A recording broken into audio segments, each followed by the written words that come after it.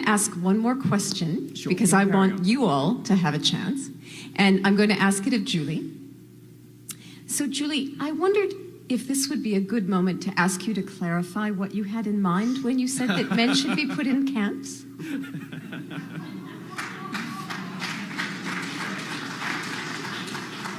Well, this is a classic example of, and they say feminists don't have a sense of humour. So there I was, speaking on the phone to a conference organiser who said to me, look, we need to put some kind of interview up on the website to advertise the fact that you're speaking.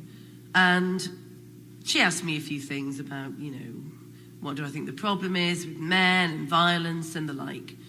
And I said, look, you know, if men don't start behaving themselves, stop beating women up, stop raping and sexually assaulting, if we can't see an end to those men that insist on sending their daughters to be married, age 15, if we can't see an end to the terrible harms that come because of patriarchy, then I think what we should do is set up a camp for them.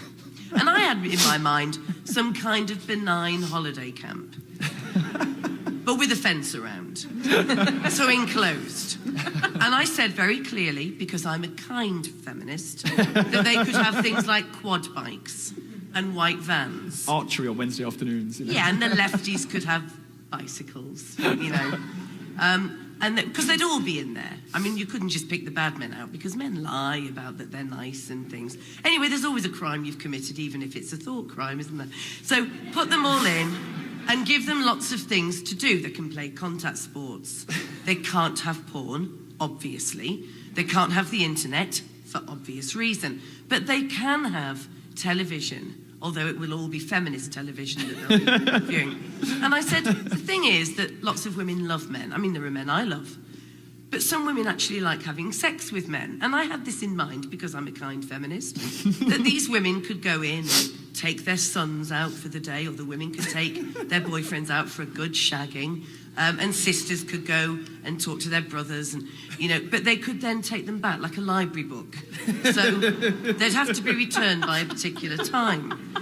And that until they manage to sort themselves out, oh, and feminists would be in there cooking vegan food. I was with you until then. It sounded like a gay paradise until the vegan food.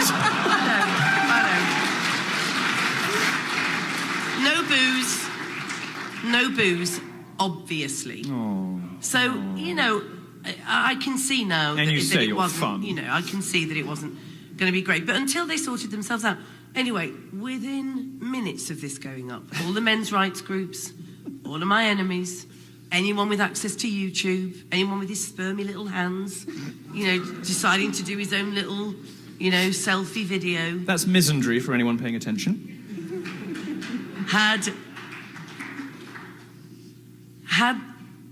YouTube films up about how Julie Bindel wants to put all men in a Nazi concentration camp. Now, you know, my partner's family, some of them are Holocaust survivors. I've heard their stories.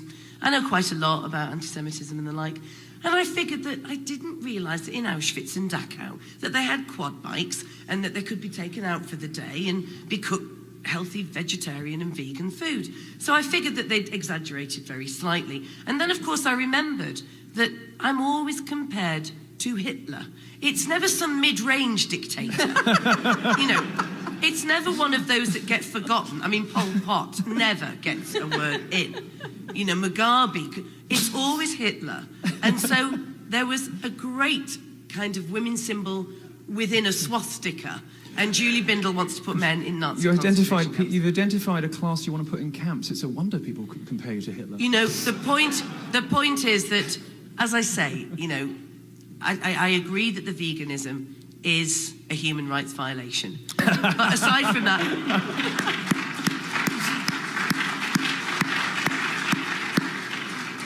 So we would like to invite questions from... Can I respond to that? Oh, okay.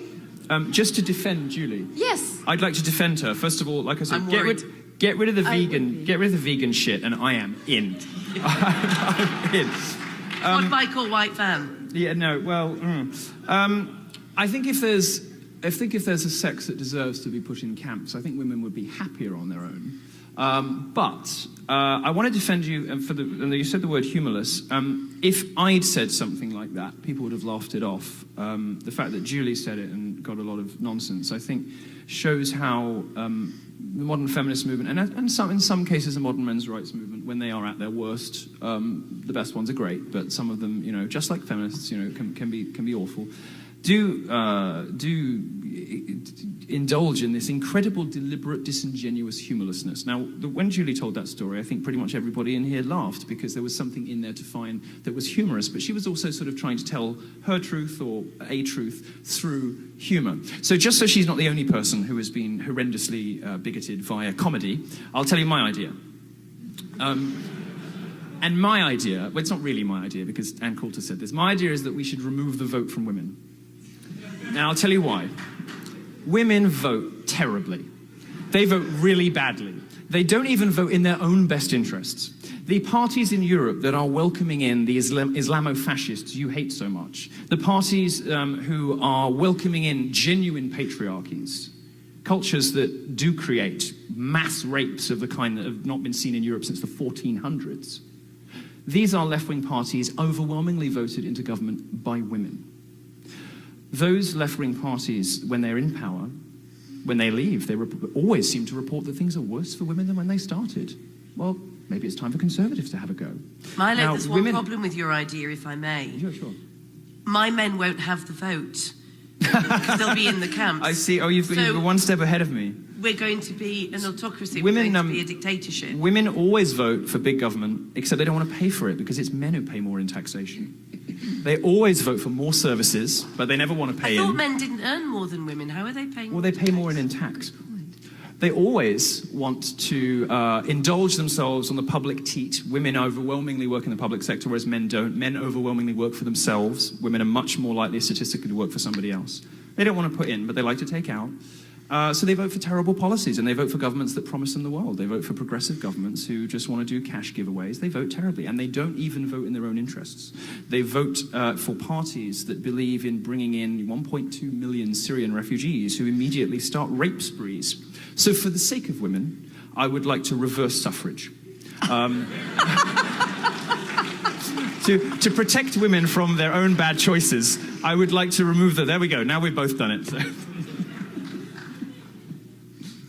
Are there questions? And the camp was all right.